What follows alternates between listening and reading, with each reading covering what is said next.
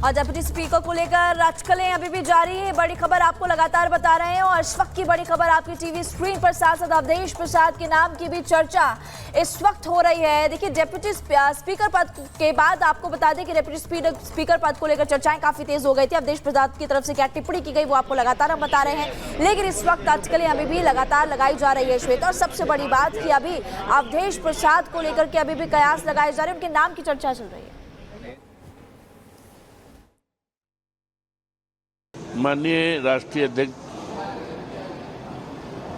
आदरणीय अखिलेश यादव जी के साथ जो खबरों के बारे में आप बता रहे हो, अन्य माननीय नेताओं के बारे में, सहमति के बारे में, चर्चा के बारे में, उन सबको मैं आभार प्रकट करता हूँ। चलिए खबरों में आगे बढ़ते हैं और अब बात कर लेते हैं नीट पर जारी बवाल की। सड़क से लेकर संसद तक नीट को लेकर जबरदस्त तरीके से संग्राम दिखाई दे रहा है। थोड़ी देर में आज संसद सत्र की कार्रवाई शुरू हो जाएगी और संभावना इसी बात की जताई जा रही है कि आज भी विपक्ष नीट को लेकर हंगामा कर सकता है। आपको बता दें कि पिछले हफ्ते की अगर हम बात करें तो जबरदस्त तरीके से हंगामे की तस्वीर संसद के अंदर से सामने आई थी, क्योंकि लगातार नीट को लेकर विपक्ष मांग कर रहा है चर्चा की, यानी कि अपनी मांग पर अड़ा हुआ है, जबकि सरकार हवाला दे रही है कि नियमों के तहत चला जाएगा। रिपोर्ट देखिए।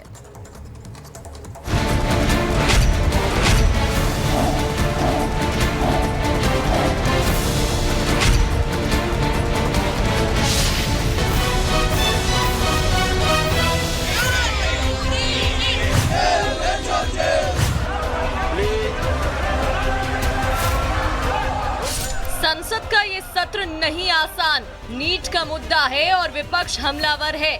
नीट पेपर लीक पर सड़क से संसद तक शोर मचा हुआ है।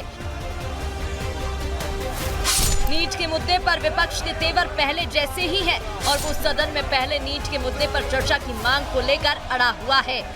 जो कर्मचारी के कारण आज लाखों युवाओं की जो सालों की जो परिश्रम है वो व्यर्थ होगी, उन पे कोई कार्रवाई नहीं, कोई कार्रवाई नहीं। उस शिक्षा मंत्री पर जो पिछले 3 वर्ष से कुंभकर्ण की नींद सो रहे हैं और आज भी शिक्षा मंत्री हो रहे हैं, कोई ऐसा इंक्वायरी नहीं हो रहा उन लोगों पर जो एग्जामिनेशन सेंटर्स पर जिन्होंने ये पूरा घोटाला किया। आज भी सदन के हंगामेदार रहने के आसार हैं। शुक्रवार को सत्र के पहले ही दिन नीट को लेकर विपक्षी सांसदों ने नारेबाजी करते हुए हंगामा किया था, जिसके बाद कार्यवाही को स्थगित करना पड़ा था। सरकार साफ कर चुकी है कि सदन नियमों के हिसाब से चलेगा, लेकिन विपक्ष छात्रों के भविष्य का हवाला देकर चर्चा करना चाहता है। 267 क्या कहता है उसके मुताबिक हम डिमांड कर रहे हैं जी। स्पेशल चर्चा के लिए मांग रहे हैं जी। पैसा तो जनरल है जी राष्ट्रपति का। क्या मांग कर रहे हैं आप लोग नीट के मसले पर? चाहते हैं उसके बाद हमारे डिमांड से बोलेंगे।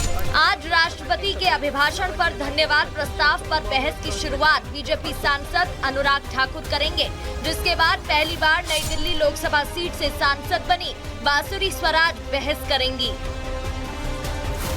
लोकसभा ने धन्यवाद प्रस्ताव पर बहस के लिए 16 घंटे आवंटित किए हैं, जो मंगलवार को प्रधानमंत्री नरेंद्र मोदी के जवाब के साथ खत्म होंगे, जबकि राज्यसभा में बहस के लिए 21 घंटे आवंटित किए गए हैं और प्रधानमंत्री मोदी बुधवार को जवाब दे सकते हैं।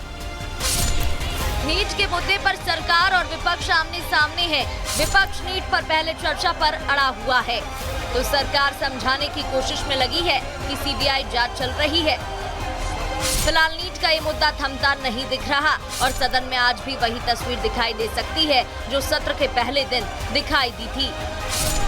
Bureau report, Republic Bharat.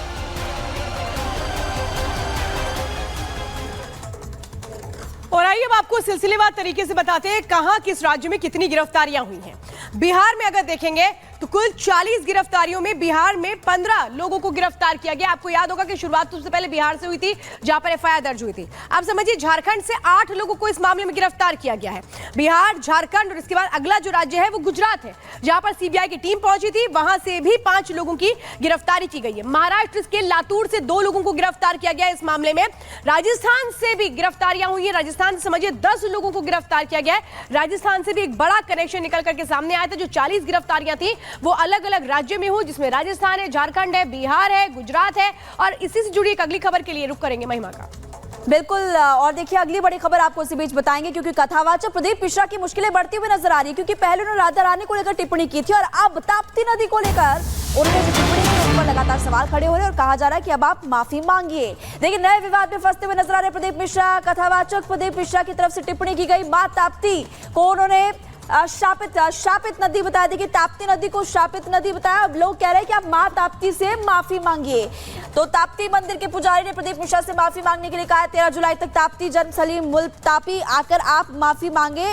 माफी न मांगने पर प्रदर्शन की भी बात कहते हुए नजर आ रहे हैं। तो देखिए इससे पहले राधा रानी को लेकर टिप्पणी की थी, हालांकि महापंचायत के बाद अल्टीमेटम मिला, फिर माफी मांगी और अब आपको बड़ी खबर के तौर पर बता रहे हैं कि एक बार फिर से ताप्ती नदी को उन्होंने शापित नदी बताया और मां ताप्ती से माफी मांगने के लिए कहा। कथा के दौरान प्रदीप मिश्रा ने क्या कहा था जिसको लेकर विवाद काफी ज्यादा बढ़ गया, आपको सुनवाते हैं। दो बहनों की कभी नहीं बनी। एक दो बहन का जोड़ा ऐसा है जो गड़बड़ है।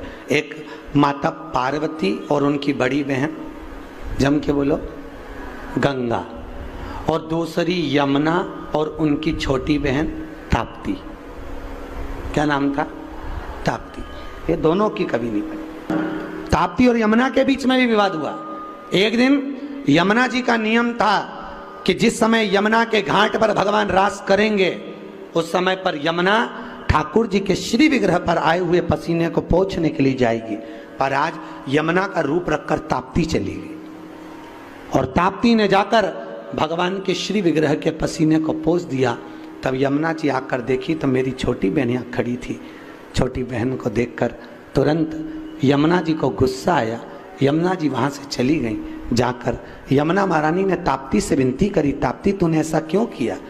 ताप्ती कहती है मैं कृष्ण को अपना बनाना चाहती हूँ। जानकर माता यमुना ने क्रोध में आकर ताप्ती को श्राप दे दिया। ताप्ती मैं तुझे श्रापित देती हूँ, हे ताप्ती, दुनिया की किसी नदी में अगर अस्थियां विसर्जित होगी उनको गलने में 44 दिन लगेंगे, पर ताप्ती तेरे जल में अगर अस्थियां आएंगी तो तू तुरंत भक्षित करेगी, उसको तुरंत समाप्त करेगी।